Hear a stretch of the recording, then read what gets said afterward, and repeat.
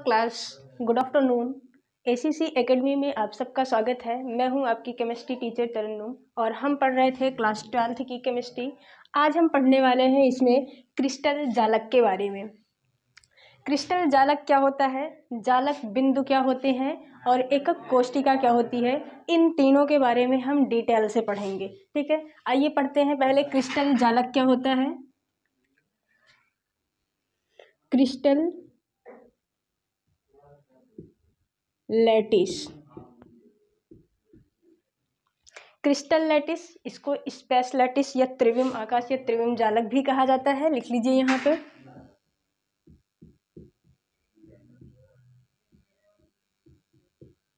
त्रिविम जालक क्या होता है आपका ये क्रिस्टल जालक, है ना। क्रिस्टल जालक में आपको एक शब्द ये पहले से ही मिल चुका है कि क्रिस्टल क्या होता है।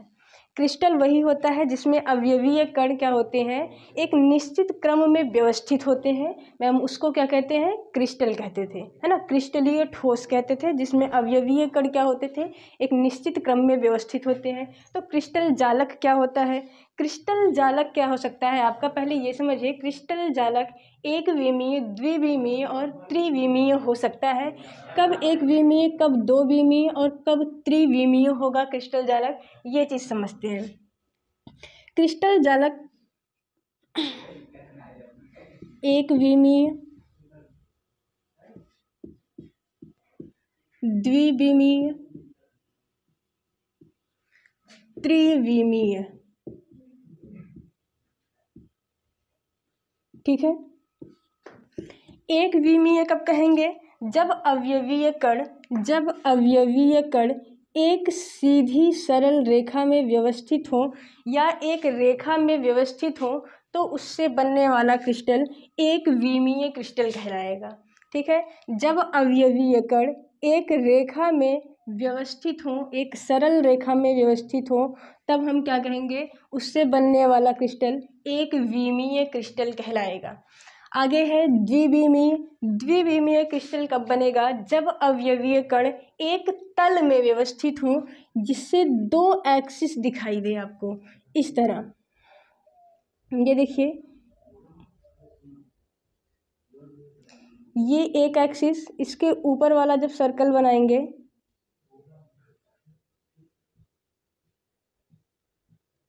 दो एक्सिस, ये मान लीजिए एक्स, यहाँ मान लीजिए वाई।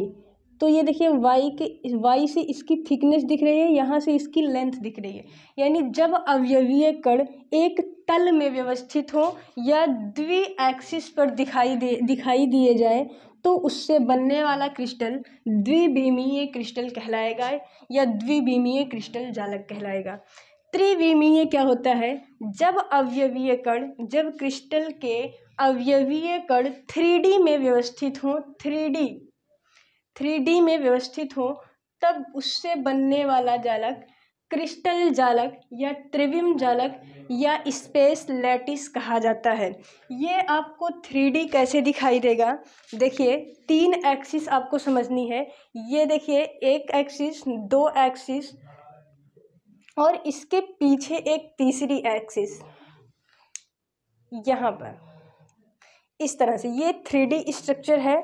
3D स्ट्रक्चर आपको ब्लैक बोर्ड पर नहीं दिखाई देगी इस तरह से कुछ, यानी कुछ कण इसके यहाँ पर, अगर इसका फिगर देखें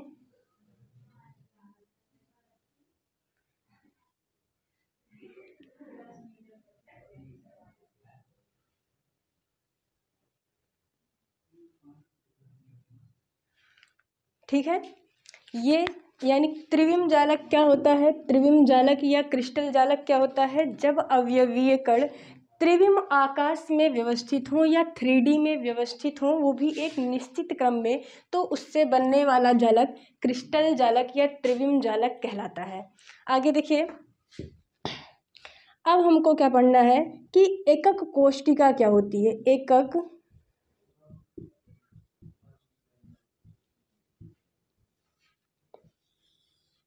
कोष्टिका, एकक कोष्टिका क्या होती है। एकक कोष्टिका के बार बार पुनरावृत्ति से एक संपूर्ण क्रिस्टल जालक का निर्माण होता है। क्या कह रहा है, एकक कोष्टिका के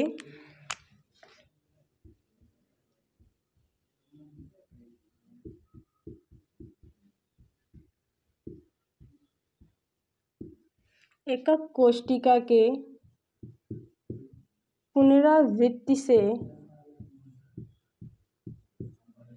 संपूर्ण क्रिस्टल जालक का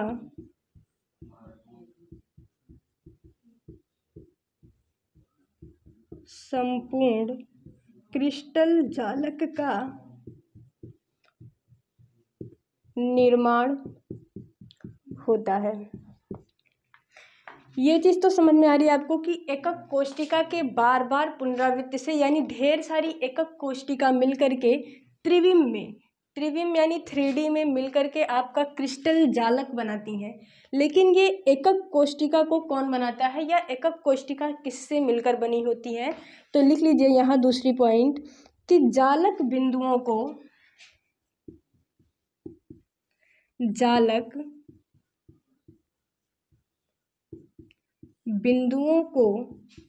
एक सरल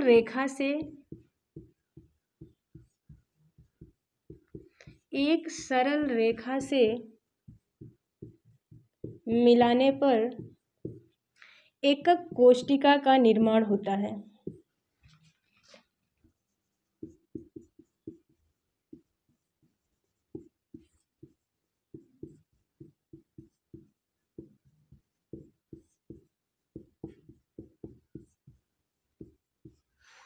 क्या कह रहा है कि पहले क्रिस्टल जालक क्या होता है? क्रिस्टल जालक क्या होता है? एकक कोशिकाओं के बार बार पुनरावृत्ति से या एकक कोशिकाओं को 3D में व्यवस्थित करने से क्रिस्टल जालक का निर्माण होता है।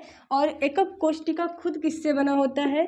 जालक बिंदुओं को एक सरल रेखा से मिलाने पर एकक कोशिका का निर्माण होता है। नया शब्द आपको क्या मिला यहाँ से?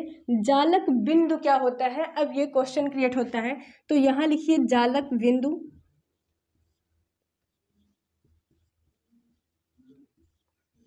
जालक बिंदुओं को एक सरल रेखा के माध्यम से मिलाने से एकक कोशिका बन रही है। तो ये जानिए कि जालक बिंदु क्या होता है, लैटिस पॉइंट मतलब क्या है।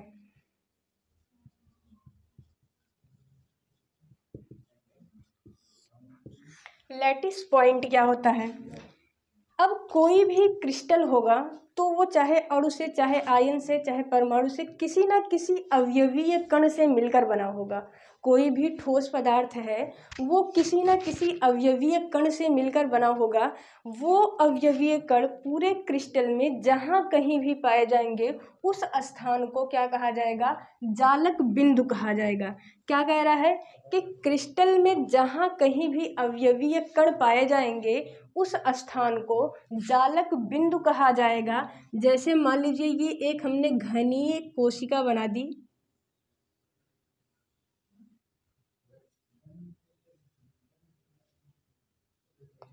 ठीक है। इसमें देखिए ये 8 कोनों पर एक एक कण होंगे,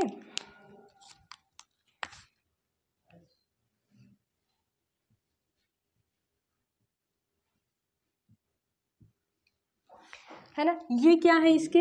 इस एकक कोशिका, ये एक एकक कोशिका है। क्या है? एकक कोशिका।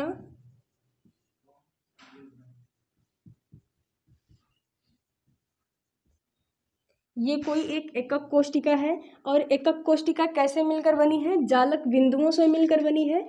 जालक बिंदु क्या होते हैं? क्रिस्टल जालक के अवयवीय कण जहाँ कहीं भी पाए जाएंगे वो क्या कहलाएगा? जालक बिंदु। तो एक अवयवी कण यहाँ, एक यहाँ, एक यहाँ, यहाँ, इस तरह से 8 क्या है आपके? इस एकक कोशिका को बनाने के लिए 8 अवयवीय कण मिले हुए हैं।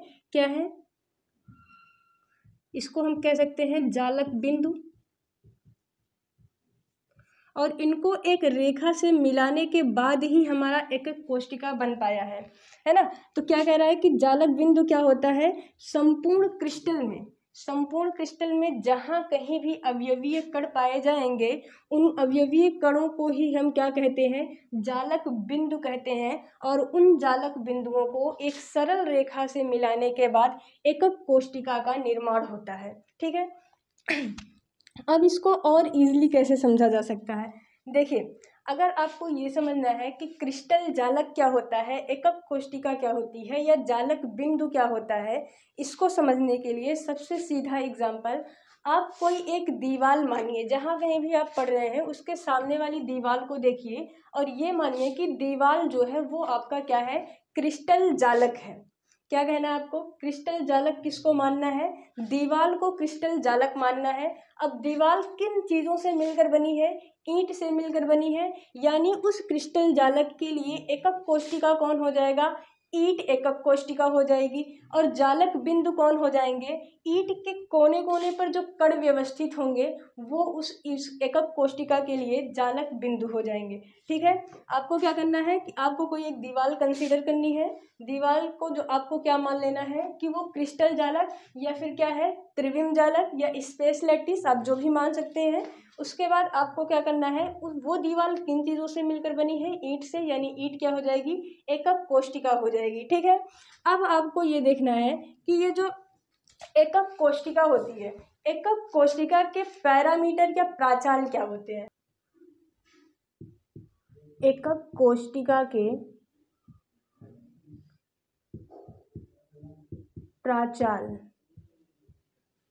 पैरामीटर ऑफ यूनिट सेल, एकक कोष्टिका के प्राचाल। एक एकक कोष्टिका कोई बना लेते हैं हम,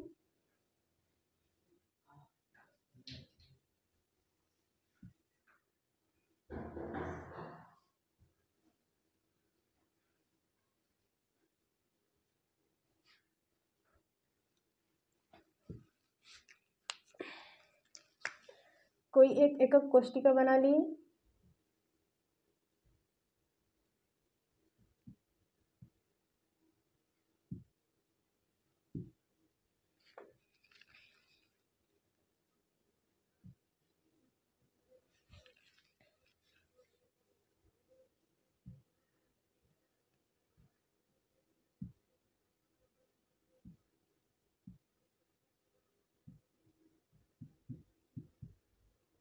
ये आपका जालक बिंदु है,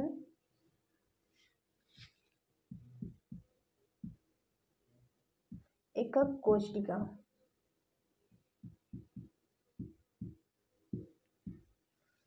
देखिए हमको पढ़ना क्या है, एकक कोष्टिका के प्राचाल यानी पैरामीटर ऑफ यूनिट सेल। जो हमने क्या कहा कि ईंट को आप क्या मान रहे हैं कि कोई एक एकक कोष्टिका, क्योंकि उसको बार बार रिपीट करने से 3D में पूरा संपूर्ण क्रिस्टल जालक बनकर तैयार होता है।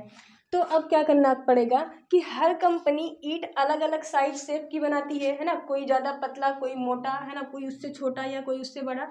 तो हर कंपनी ईंट अलग अलग साइज की बनाती है। इन कहने का मतलब क्या है कि एकक कोष्टिका के पैरामीटर में परिवर्तन ला करके और कई प्रकार की एकक कोष्टिकाएं बनाई जा सकती हैं, है ना। तो देखिए, यानी आपको यहाँ पर पहले क्या समझना है, ये मान लीजिए कोई एक एकक कोष्टिका है, इसमें 3 एक्सिस है, एक यहाँ एक्स, ऊपर वाई, यहाँ पर जेड। जैसे आपको हमने ये वाला समझाया था, क्योंकि ये 3D स्ट्रक्चर है ना। यहाँ से देखिए, दो यहाँ से सामने से आपको फ्रंट से दिखाई देंगे, एक यहाँ इसके पीछे इस तरह से, है ना। 3 एक्सिस होंगे आपको एकक कोष्टिका को समझने के लिए, ये एक्स, एक्स वाई, और ये वाली जेड वाली एक्सिस इसके जस्ट पीछे ही इमेजिन कीजिए, है ना। अब आपको क्या करना है, इसको नाम दे देना है। ए वाली मान लीजिए ए लाइन है, यहाँ से बी और यहाँ से सी। अब आपको यहाँ से कोण देखना है, ए और बी के बीच में कौन सा कोण, गामा, बी और सी के बीच में अल्फा, और सी और ए के बीच में बीटा कोण। ठीक है, अब आपको इन अल्फा, बीटा और गामा में परिवर्तन करके ए, बी और सी में के पैरामीटर में परिवर्तन करके एकक कोष्टिका को बनाना है। अब देखते हैं इनमें चेंजेस करके कितने एकक कोष्टिका बन सकते हैं। तो 7 एकक कोष्टिका को बनाया जा सकता है इनके पैरामीटर यानी एकक कोष्टिका के पैरामीटर में परिवर्तन करके। देखिए उन सातों का नाम क्या है,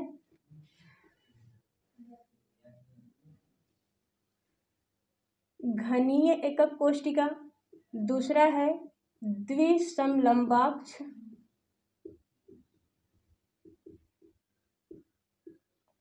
तीसरा है विषमलंबाक्ष,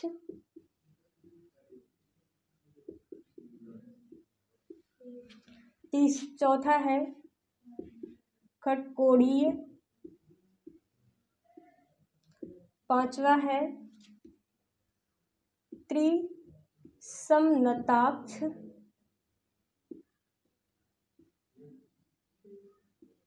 छठवां है एक नताक्ष, सातवां है आपका त्रिनताक्ष। ठीक है, यानी ये जो एकक कोष्टिका है उसमें ए बी सी में परिवर्तन करके या अल्फा बीटा गामा में परिवर्तन करके ये 7 प्रकार की एकक कोष्टिकाओं को बनाया जा सकता है, जिनको 7 क्रिस्टल समूह कहते हैं। क्या? 7 क्रिस्टल समूह कहते हैं। अब ये देख लेते हैं कि जो एकक 7 क्रिस्टल समूह है इनमें ए बी सी कैसे होता है या अल्फा बीटा गामा कैसे होता है। ठीक है, देखिए जो घनीय एकक कोष्टिका है, मान लो ये एक क्या है, घनीय एकक कोष्टिका है, तो इसमें ए बी के बराबर होगा और बी सी के बराबर होगा। ठीक है, जितना लंबाई आपकी ए की होगी उतनी ही लंबाई बी, जितनी लंबाई ए की उतनी लंबाई बी की, उतनी ही सी की होगी। ठीक है, अब आपको द्विसमलंबाक्ष देखना है। द्विसमलंबाक्ष मतलब दो भुजाएं समान होंगी, है ना। ए बी के बराबर होगा लेकिन सी के बराबर नहीं होगा। ठीक है, आगे कह रहा है विषम लंबाक्ष। विषम लंबाक्ष में ना तो ए बी के बराबर होगा और ना ही बी सी के बराबर होगा। ठीक है, आगे कह रहा है खटकोणीय। खटकोणीय में ए बी के बराबर होता है लेकिन ये सी के बराबर नहीं होते हैं। आगे कह रहा है त्रिसमनताक्ष। यहाँ से देखिए त्रिनताक्ष में कोई भी बराबर नहीं होगा। ठीक है, त्रिनताक्ष तीनों के एक्सिस जो होंगे ए बी सी, वो तो तीनों में कोई भी मैच नहीं करेगा, ना तो ए बी के बराबर होगा ना ही बी सी के बराबर होगा। ठीक है, एक नताक्ष और त्रिसमनताक्ष में क्या होता है, त्रिसमनताक्ष मतलब तीनों कैसे होंगे, बराबर होंगे, ए बी के बराबर बी सी के बराबर। एक नताक्ष में भी कोई भी एक दूसरे के बराबर नहीं होगा, ना तो ए बी के बराबर ना ही बी सी के बराबर। ठीक है, इतनी चीज समझ में आए।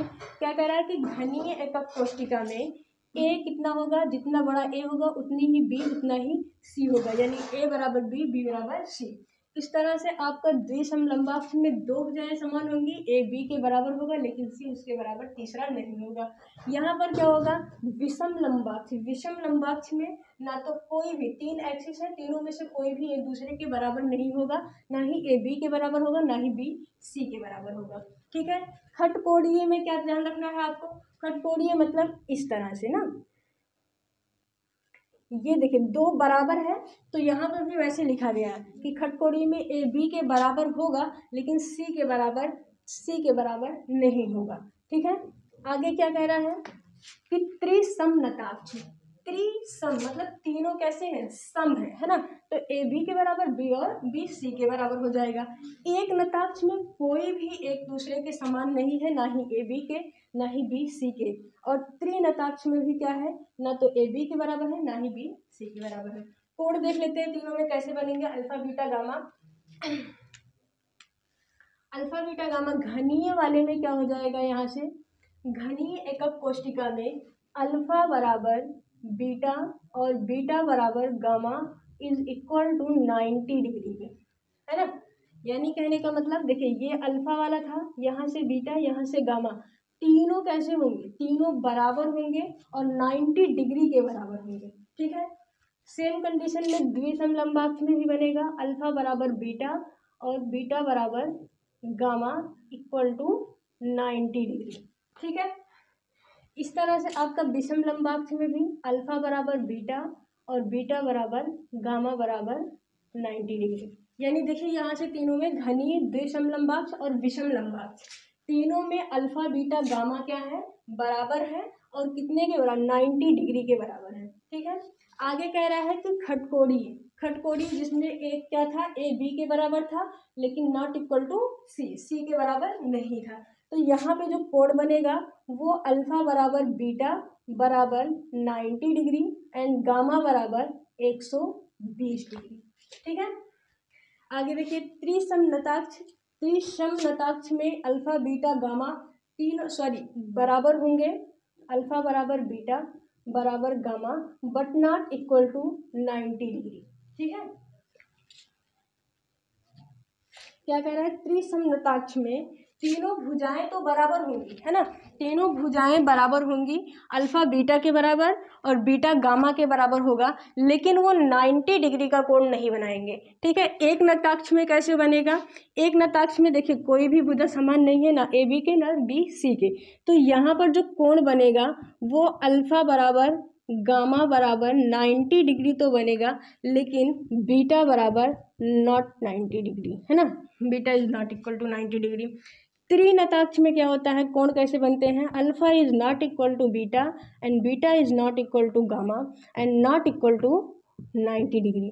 यहाँ मतलब कुछ भी सेम नहीं है, त्रिनताक्ष में कुछ भी सेम नहीं है, ना तो ए वाली भुजा बी वाले के बराबर है, ना बी वाली सी के बराबर है, और ना ही अल्फा कोण बीटा कोण के बराबर है, ना ही बीटा कोण गामा कोण के बराबर है, और ना ही ये सब क्या 90 डिग्री का कोण बना रहे हैं। ठीक है, इस तरह से 7 क्रिस्टल समूह या एकक कोष्टिकाएं बनाई जा सकती हैं, किसके आधार पर, इनके प्राचाल या पैरामीटर में चेंजिंग ला के, है ना, कोई ए बी के बराबर है, कोई सी के बराबर है, यानी जो एक्सिस में अक्ष है उसमें परिवर्तन लाके या फिर इनके कोण में परिवर्तन ला के 7 प्रकार की एकक कोष्टिकाएं बनाई गई हैं। अब एक साइंटिस्ट थे ब्रॉवेज ने क्या कहा कि ये जो 7 क्रिस्टल समूह बने हुए हैं, इसमें जो पहला वाला घनीय है, इससे 3 टाइप की क्रिस्टल जालक बनाए जा सकते हैं। क्या, 3 क्रिस्टल जालक घनीय एकक कोष्टिका से बनाए जा सकते हैं, द्विसमलंबाक्ष से 2 क्रिस्टल समूह बनाए जा सकते हैं क्रिस्टल जालक, और यहाँ से विषम लंबाक्ष से 4, खटकोणीय से 2, त्रिसमनताक्ष से 1, एक नताक्ष से 1 और त्रिनताक्ष से भी 1, यानी इन 7 क्रिस्टल समूहों से या एकक कोष्टिकाओं से क्या बना सकते हैं, 14 प्रकार की त्रिविम जालक का निर्माण किया जा सकता है या क्रिस्टल जालक का निर्माण किया जा सकता है। ये बात बताए थे ब्रॉवेज नाम के एक साइंटिस्ट, तो इनको क्या कहा जाता है, ब्रॉवेज जालक के नाम से भी जाना जाता है।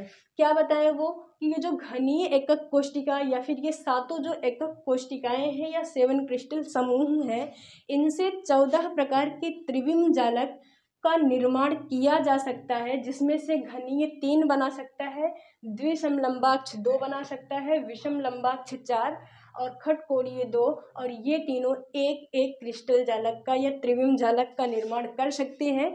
यानी कुल 14 प्रकार के क्रिस्टल जालक का निर्माण किया जा सकता है इन 7 क्रिस्टल समूह या एकक कोष्टिकाओं से, और ये बात बताए थे कौन, ब्रॉवेज।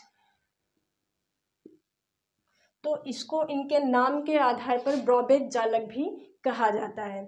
आगे चलिए, अब हम क्या पढ़ेंगे, ये इनमें एकक कोष्टिका के पैरामीटर में चेंज करके हमने 7 एकक कोष्टिकाओं को देख लिया। अब हम इनके जो कण व्यवस्थित है ना, जो इनके 8 कोण या अवयवीय कण है किसी एकक कोष्टिका के अंदर, उस कण के आधार पर इनके हम प्रकार पढ़ेंगे। आगे देखते हैं, फिर से एक एकक कोष्टिका बनाते हैं। देखिए,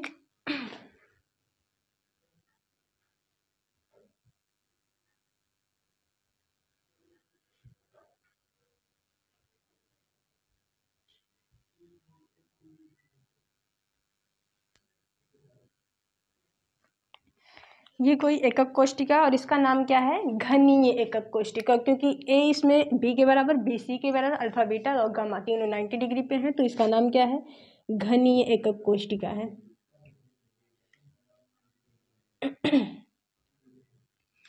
ठीक है, अब हमको पढ़ना क्या है, एकक कोष्टिका है ना, ये एकक कोष्टिका है, एकक कोष्टिका के प्रकार पढ़ने हैं, लेकिन किसके आधार पर, कणों के आधार पर, जो इसके अंदर अवयवीय कण हैं उनके आधार पर हम पढ़ेंगे कि ये कितने प्रकार के होते हैं। तो ये कणों के आधार पर मुख्यतः 2 प्रकार के होते हैं। ठीक है, पहला क्या है, सरल या मूलभूत एकक कोष्टिका।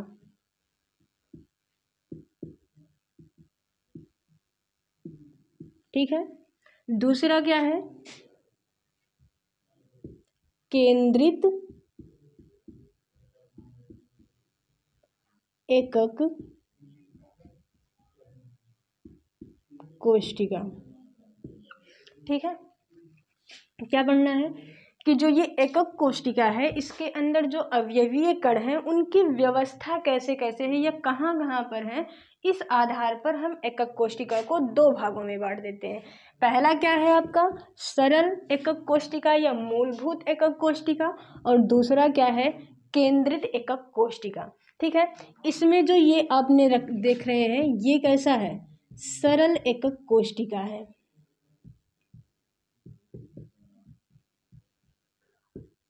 सरल एकक कोशिका, तो ये जानना पड़ेगा आपको कि सरल एकक कोशिका या मूलभूत एकक कोशिका के अंदर कण कैसे व्यवस्थित होते हैं या कहाँ पर व्यवस्थित होते हैं, है ना।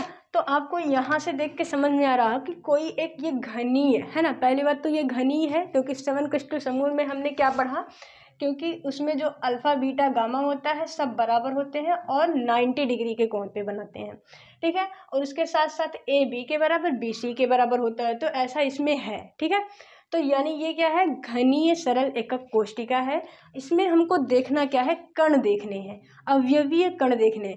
तो यहाँ से आप देखिए कि सरल एकक कोशिका में 8 अवयवीय कण होते हैं और वो कण उस एकक कोशिका के 8 कोनों पर व्यवस्थित होते हैं। देखिए ये एकक कोशिका है, कोई एक डिब्बा इमेजिन कीजिए ना, कोई एक चौकोर डिब्बा इमेजिन कीजिए, उसमें आप देखिए कि चारों ऊपर ऊपर क्या होंगे, 4 कण और उसके नीचे 4 कण। जैसे मान लीजिए यहाँ पे देखिए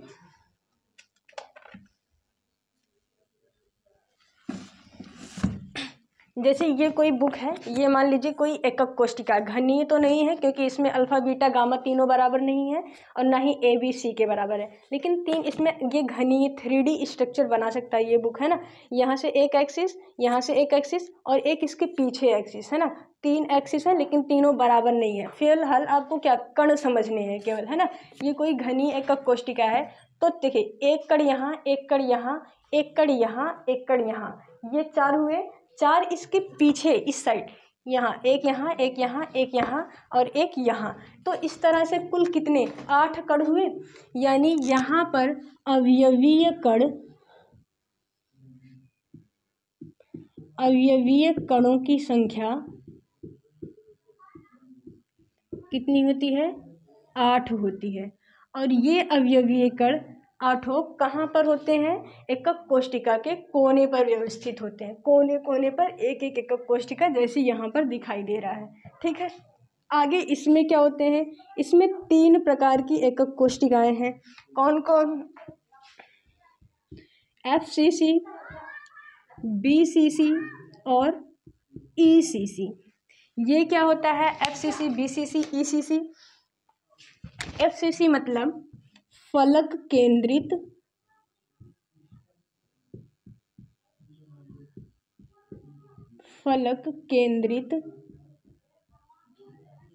एकक, फलक केंद्रित एकक कोशिका। BCC मतलब यहाँ से बॉडी सेंटर, है ना, बॉडी सेंटर क्यूबिक सेल, तो यहाँ से क्या हो जाएगा, अंतः केंद्रित एकक कोशिका, और यहाँ से अंत्य केंद्रित। ठीक है, इनमें कणों की व्यवस्था कैसे होती है, पहले ये समझ लीजिए कि क्या कह रहा है कि केंद्रित एकक कोशिका कितने प्रकार की होती है, 3 प्रकार की, FCC, BCC और ECC। और इसको क्या कहते हैं, SCC, है ना, सिंपल क्यूबिक सेल, है ना। सिंपल क्यूबिक सेल यानी सिंपल मतलब सरल, है ना, सरल यहाँ से हो जाएगा। और यहाँ से FCC मतलब face centred cubic cell, body centred cubic cell और इंड सेंटर्ड सेल, है ना। यानी फलक केंद्रित एकक कोशिका, अंतः केंद्रित एकक कोशिका और अंत्य केंद्रित एकक कोशिका, है ना। ये तीनों किसके टाइप है, केंद्रित एकक कोशिका के। सरल वाले में क्या था, केवल एक था जिसमें कैसे कणों की व्यवस्था थी, 8 कोनों पर क्या थे, कण व्यवस्थित थे। कुल कणों की संख्या कितनी थी, 8 थी। आगे आप देखिए यहाँ से इसमें कैसे कण व्यवस्थित होते हैं या कहाँ पर व्यवस्थित होते हैं, तो कह रहा फलक केंद्रित, है ना। फलक केंद्रित, ये आपकी एक एकक कोशिका है घनी, अब इसमें आपको क्या करना है, आठों फलक जो है इसके, मतलब ये ऊपर एक, ये ऊपर एक ये नीचे वाले फलक पे, एक इस साइड में, एक इसके यहाँ, एक पीछे वाले यहाँ, और फिर एक यहाँ, है ना। यानी 6 फलक, यानी 6 कण कुल व्यवस्थित होंगे यहाँ पे। कैसे, देखिए, फलक केंद्रित आपको समझना है। फलक केंद्रित यानी FCC, इसमें कणों की व्यवस्था कहाँ है, ये आठों कोनों पर तो आपने समझ लिया है कि यहाँ पर देखिए, एक यहाँ, एक यहाँ, एक यहाँ, एक यहाँ, है ना। फिर ऐसे 4 नीचे, यहाँ, यहाँ और यहाँ, यहाँ, 8 कण हो गए। अब आठों कणों के अलावा आपको कहाँ, फलक पर देखना। फलक मतलब क्या, यहाँ इसके सामने यहाँ, फिर यहाँ, फिर यहाँ और यहाँ, 4 हुए। अब यहाँ और यहाँ 6 क्या हो जाएंगे, आपके फलक पर हो जाएंगे। कोई एक डिब्बा लीजिए, उसके जो आपको, एक आपके सामने है वो वाला फेस, एक उसके जस्ट पीछे, और दोनों साइड साइड और ऊपर नीचे, है ना। यानी ये क्या हो जाएंगे, यहाँ से 6 क्या हो जाएंगे, फलक केंद्रित कण हो जाएंगे, और 8 क्या है, कोनों पर है। तो यानी यहाँ पर कुल कितने हुए, 6 फलक पर है और 8 कहाँ पे है, कोने पर है ना। तो यहाँ से कुल कणों की संख्या कितनी हो जाएगी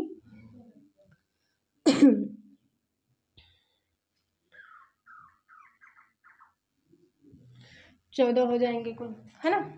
अब यहाँ से ECC में, BCC में कैसे होंगे, BCC मतलब बॉडी सेंटर, 8 कोनों पर है। ये देखिए, ये वाली कैसा था, ये वाला FCC था, FCC, ठीक है। FCC के बाद आपको क्या पढ़ना है, अब यहाँ से BCC पढ़ना है आपको। BCC पढ़ना है, और ये स्ट्रक्चर आपका कैसा है, BCC का है। BCC कहने का मतलब क्या कि आठों कोनों पर कण व्यवस्थित होंगे ही होंगे, उसके साथ साथ बीच में बिल्कुल सेंटर में एक कण और रखा रहेगा, है ना। 8 एक 9 कुल कण हो जाएंगे इसमें, है ना। कहाँ, 8 कोनों पर, 8 कोनों पर, और उसके साथ साथ एक बीच में बिल्कुल सेंटर में रखा रहेगा। यानी यहाँ BCC में आपके कणों की, अवयवीय कणों की संख्या कितनी हो जाएगी, 9 हो जाएगी। ECC में क्या करना है, ECC में 8 कोनों पर है, और उसके साथ साथ किसी भी 2 अपोजिट पे, है ना। अपोजिट किस पे, फलक पर। जैसे ये है, आप जैसे आप कोई डिब्बा लिए हैं, तो आपके सामने वाला और जस्ट उसके एक पीछे कोई 2 अपोजिट पर और 8 कोनों पर, है ना। तो 8 और वहाँ से 2 कितने हो जाएंगे, यहाँ पे कुल 10 अवयवी कण हो जाएंगे, ठीक है। क्या कहना है आपका, फिर से एक बार देख लीजिए कि आपकी जो एकक कोशिका है उसमें कण कितने हैं, उस आधार पर या कणों की व्यवस्था के आधार पर इसको 2 भागों में बांट दिया गया है एकक कोशिका को, है ना। पहला क्या है, सरल या मूलभूत एकक कोशिका, दूसरा है केंद्रित एकक कोशिका। सरल या मूलभूत एकक कोशिका क्या होती है, जिसमें अवयवीय कण केवल 8 कोनों पर व्यवस्थित होते हैं। यानी आप कह सकते हैं कि सरल या मूलभूत एकक कोशिका में अवयवीय कणों की संख्या 8 होती है। अभी प्रभावी शब्द नहीं लगाया जा रहा है, अभी बताएंगे कि इसमें 8 कणों में से एक कण का कितना योगदान होता है या प्रभावी कण कितने होते हैं, है ना। अभी केवल हम कण देख रहे हैं, ठीक है। तो SCC में आपके कुल कण कितने हैं, 8 है। या जालक बिंदु अगर पूछ ले कितने हैं SCC में, तो 8 होंगे, है ना। आगे देखिए, केंद्रित एकक कोशिका में, केंद्रित एकक कोशिका कह रहा है कि 3 प्रकार के होते हैं, जिसमें पहले इसकी परिभाषा क्या हो जाएगी केंद्रित एकक कोशिका की, यानी वह एकक कोशिका जिसमें 8 कोनों पर अवयवीय कण के साथ साथ एकक कोशिका में कण और भी कहीं व्यवस्थित होंगे। अब वो कण जैसे जहाँ जहाँ पर व्यवस्थित होंगे उस हिसाब से उनको नाम दे दिया गया कि 8 तो कोने पर होंगे ही होंगे, उसके अलावा और कहाँ कहाँ पर है एकक कोशिका में कण, उस आधार पर इनको नाम दे दिया गया। पहला क्या है, FCC, दूसरा BCC, तीसरा है ECC, है ना। फेस सेंटर्ड सेल, है ना, बॉडी सेंटर्ड क्यूबिक सेल, और ECC का मतलब क्या, इंड सेंटर्ड क्यूबिक सेल, है ना। क्यूबिक सेल लगाइए, केवल सेल कहिए, है ना, क्यूबिक कहेंगे तो घनी हो जाएगा। तो ठीक है, पहचानेंगे कैसे FCC को, एफसीसी में क्या करना है, 8 कोने पर तो है ही है ही, उसके साथ साथ जो उसके 6 फेज हैं, मान लीजिए कोई डिब्बा आप लिए हैं या मोबाइल फ़ोन लिए हैं, मोबाइल फ़ोन से पढ़ रहे हैं, तो उसमें एक जो आपके सामने दिखाई दे रहा है, एक उसके जस्ट पीछे पीछे वाला, और उसके एक ऊपर एक नीचे, और दोनों साइड साइड में, यानी कुल कितने हुए, 6, है ना। फलक केंद्रित में एफसीसी में 8 कोनों पर और 6 उसके फलक पर क्या है, अवयवीय कण व्यवस्थित है। बीसीसी में क्या हो रहा है, बीसीसी में यानी सब में एक चीज कॉमन है कि 8 तो कोने पर होंगे ही होंगे, उसके अलावा और कहाँ पे है, तो बीसीसी में 8 के अलावा एक कण और होगा जो बिल्कुल बीच में, बॉडी में, बिल्कुल बॉडी के सेंटर में होगा, उसको क्या कहेंगे, बीसीसी कहेंगे। ईसीसी कब कहेंगे, 8 कोनों के अलावा उसके 2 अपोजिट फलक पर, फेस पर, मान लीजिए जैसे फोन है, फोन मान फिर से लिए कि घनी एकक कोष्टिका है, उसमें हमको ईसीसी बनाना है, तो ईसीसी कैसे, 8 कोनों पर कण है ना, 8 कोनों पर कण है, उसके साथ साथ किसी 2 अपोजिट पोल पर, है ना, 2 अपोजिट फलक पर, एक मान लीजिए अपने सामने वाला और एक उसके पीछे वाला, ये दोनों साइड साइड वाले ले लीजिए, है ना, तो उससे जो बनेगी एकक कोष्टिका वो क्या बनाएगी, ईसीसी बनाएगी। आई होप आप समझ गए होंगे, अगर नहीं समझ में आए तो बताइएगा।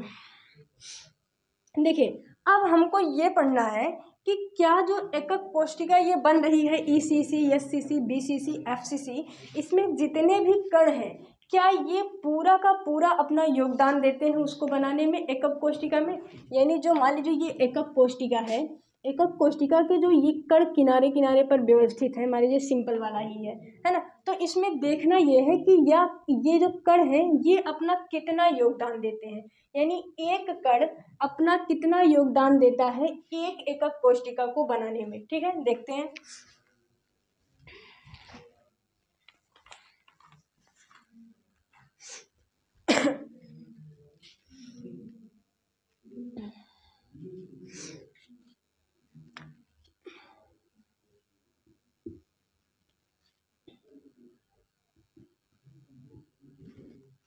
ठीक है, देखिए यहाँ से समझते हैं कि मान लीजिए सरल एकक कोष्टिका है या फिर क्या मूलभूत एकक कोष्टिका, जिसमें कणों की संख्या कितनी थी, 8 थी, है ना, तो एक कण जो होता है वो अपना योगदान 1/8 देता है। ठीक है, कुल कणों की संख्या कितनी है, 8 है, किसमें, एकक कोष्टिका में, और एक कण अपना योगदान 1/8 देता है, यानी एक कण 8 भागों में विभाजित होता है।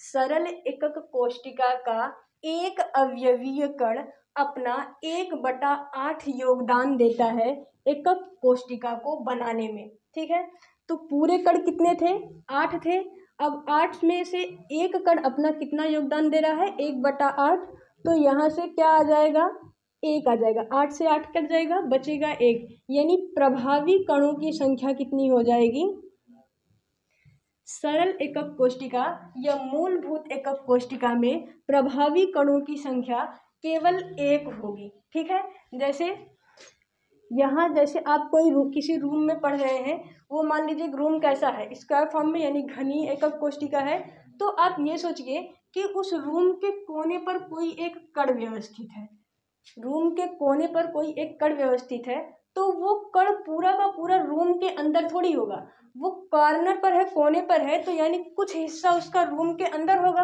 कुछ हिस्सा उसके उसके पीछे वाले रूम में, कुछ उसके साइड वाले में, कुछ, यानी वो जो कण है वो 8 भागों में बढ़ जा रहा, अपना केवल 1/8 योगदान दे पा रहा है उस रूम को बनाने में, यानी उस एकक कोशिका को बनाने में, कोष्टिका को बनाने में। तो पूरे कण कितने इस तरह से, 8 कोने थे, 8 पर एक एक कण व्यवस्थित थे, लेकिन उसमें से एक कण अपना योगदान केवल 1/8 दे पा रहा है ना, तो इसको हम क्या सॉल्व कर लेंगे, यहाँ से 8 से 8 कट जाएगा और बचेगा 1, यानी प्रभावी कणों की संख्या कितनी हो जाएगी, 1, किस में हो जाएगी, एससीसी में, एससीसी में प्रभावी कणों की संख्या कितनी हो जाएगी, 1 हो जाएगी। आगे देखते हैं।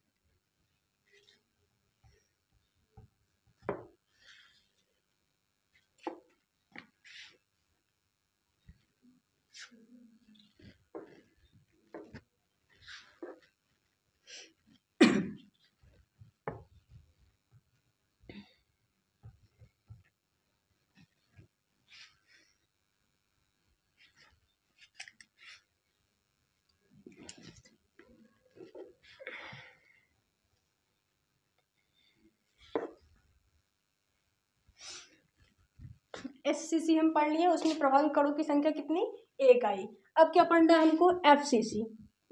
FCC मतलब फलक केंद्रित,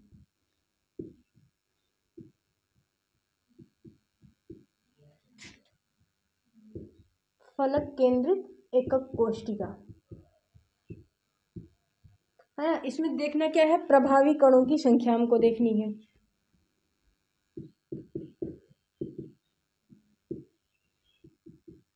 प्रभावी कोणों की संख्या देखनी है FCC के अंदर। FCC में कुल कितने कण थे, 8 कोनों पर थे, उसके साथ साथ 6 उसके क्या जो उसके फलक थे, एक सामने एक पीछे एक ऊपर एक नीचे और दोनों साइड साइड में, है ना। कुल कितने, 6 फलक थे, यानी 8 तो इसके कहाँ थे, कोनों पर, और इसके साथ साथ 6 कहाँ पर थे, 6 उसके फलक पर थे, किसमें, FCC में। ठीक है, तो यहाँ से आपको कुल कितने, 14 कण मिल रहे थे, है ना। लेकिन एक कण का योगदान कितना है एकक कोशिका को बनाने में, 1/8। 8 कोने पर जो थे उसमें से 8 कोने वाले जो कण थे वो केवल अपना 1/8 योगदान दे रहे थे।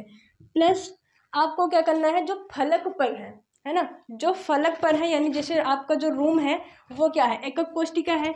अब उसके जो दीवारें हैं, है ना, जो उसकी दीवारें हैं उस पर जो कण, अब मान लीजिए कोई कण व्यवस्थित है, तो वो कण कितना आपके रूम के अंदर एकक कोशिका के अंदर आ रहा है। जब दीवार के बीचों बीच होगा, है ना, जैसे ये है, ये मान लीजिए कोई दीवार है, यहाँ जब कोई कण व्यवस्थित होगा तो उसका केवल आधा हिस्सा आपके रूम के अंदर आएगा, आधा दूसरी साइड में चला जाएगा, है ना, जो उस पर फलक पर होंगे।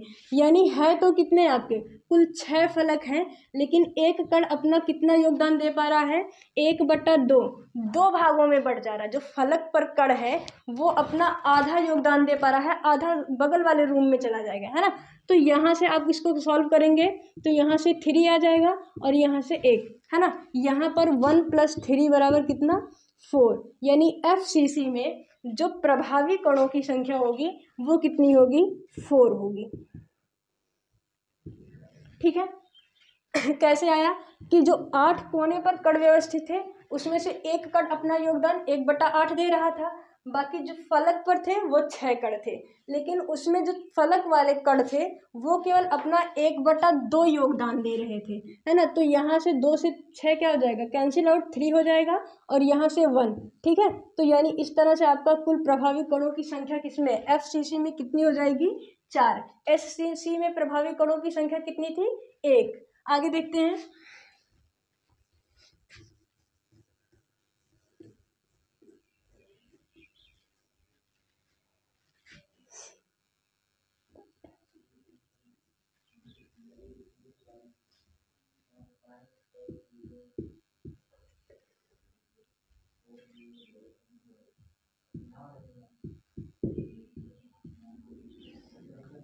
अंतः केंद्रित एकक कोशिका यानी BCC, यानी बॉडी सेंटर्ड सेल, है ना।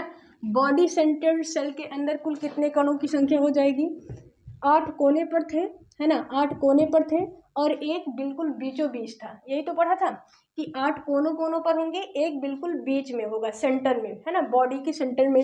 तो इस तरह से कुल कण कितने थे, 9 कण थे, लेकिन एक 8 कोने वाले अपना योगदान कितना देते हैं, 1/8 देते हैं। 8 जो कोने पर कण व्यवस्थित होते हैं उसमें से एक कण अपना योगदान 1/8 देता है, प्लस जो एक बीच में है, जो सेंटर में है, वो सोचिए क्या विभाजित होगा कि एक कोई घनी, आपके जो रूम है वो क्या है, एक घनी कोशिका, एकक कोशिका है, उसके बिल्कुल सेंटर में, रूम के बीचों बीच में कोई कण रखा गया है, तो वो थोड़ी बटेगा, रूम के अंदर जो कण है उसको पूरा पूरा अपना योगदान देगा। तो यहाँ से एक पूरा कर लेंगे, क्योंकि वो सेंटर में जो कण व्यवस्थित है वो किसी में विभाजित नहीं हो रहा है, शेयरिंग नहीं हो रही इसकी, है ना।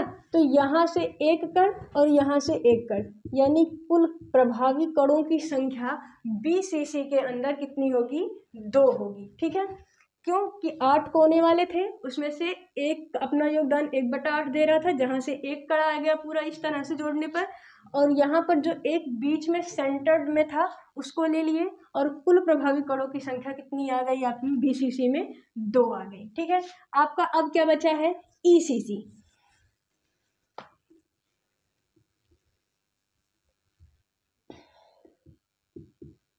ठीक है,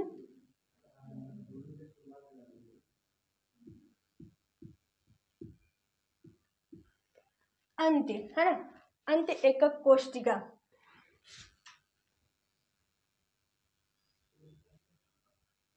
इसमें क्या हो जाएगा, आपके 8 कोने पर कण व्यवस्थित हैं, 8 कोनों पर कण व्यवस्थित हैं, और उसके साथ साथ का 2 अपोजिट फलक पर, है ना, जो विपरीत 2 विपरीत फलक पर कण व्यवस्थित हैं। तो देखिए अब इस तरह से कुल कण 10 हो गए, लेकिन ये जो 8 कोने वाले कण हैं, ये 8 क्या है, कोने के कण हैं, ये 2 कहाँ से हैं, विपरीत फलक के। इस तरह से कुल 10 कण हैं, लेकिन 8 कोने वाले कण योगदान 1/8, फिर प्लस क्या करना है, विपरीत फलक वाले, फलक वाला अपना योगदान कितना देता था, 1/2 देता था, और है कितने, 2, है ना। तो यहाँ से ये कट जाएगा, यहाँ से ये 1 + 1 मतलब यानी 2। ईसीसी में भी प्रभावी कणों की संख्या कितनी आ जाएगी, 2 आ जाएगी। अब इसको समझिए पहले।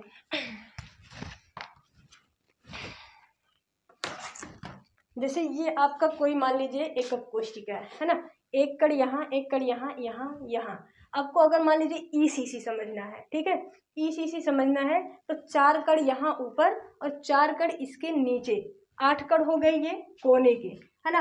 अब क्या 2 कण ये वाले कहाँ पर है, विपरीत फलक पर, एक यहाँ पर और एक यहाँ पर, है ना। तो इसमें से जो 8 कोने वाले कण हैं, ये केवल एकक कोशिका है, लेकिन ऐसी और फोन यहाँ इधर साइड में, इधर साइड में, इधर साइड में, इधर साइड में, है ना। तो यानी पूरा क्रिस्टल जालक है ये। क्रिस्टल जालक एकक कोशिकाओं के मिलने से बनता है, तो ये एक एकक कोशिका। तो इसमें जो कोने वाले कण हैं, ये केवल यहाँ पर जब बीचों यहाँ पर स्थित होंगे, तो इसका पूरा हिस्सा इस फोन को बनाने में नहीं आएगा, है ना। यहाँ जो कण व्यवस्थित है वो केवल अपना 1/8 हिस्सा ही दे पाता है योगदान एकक कोशिका को बनाने में। और इसके साथ साथ जो ये फलक वाले हैं, 2 फलक पर, एक यहाँ पर एक यहाँ पर व्यवस्थित है, लेकिन ये अपना योगदान 1/2 ही दे पाते हैं, क्योंकि यहाँ जो फलक पर आपका कण व्यवस्थित है, ये इसके साथ एक और फोन ऐसे लगा होगा, उनके बीच में कण होगा, तो आधा कण इसके सामने वाले फोन में और आधा कण इसके साथ चलाएगा, यानी हिस्सा कितना मिल रहा है इसको, 1/2 ही मिल पा रहा है ना। तो यहाँ से क्रॉस आउट करेंगे तो 2 मिलेगा। इस तरह सारी एकक कोशिकाओं में आप कर लेंगे कि जो फलक पर है वो अपना योगदान कितना देते हैं, 1/2 देते हैं, जो बिल्कुल सेंटर में है वो अपना पूरा योगदान 1 देता है, लेकिन जो 8 कोनों पर है वो अपना योगदान 1/8 देते हैं। तो इस तरह से एससीसी में प्रभावी कणों की संख्या कितनी थी, 1 हो जाएगी, ईसीसी में कितनी हो गई, 2 हो जाएगी, फलक केंद्रित में कितना हो जाएगा, 4। इस तरह से सारी एकक कोशिकाओं में प्रभावी कणों की संख्या को हम निकाल सकते हैं। आई होप आपको समझ में आया होगा। धन्यवाद।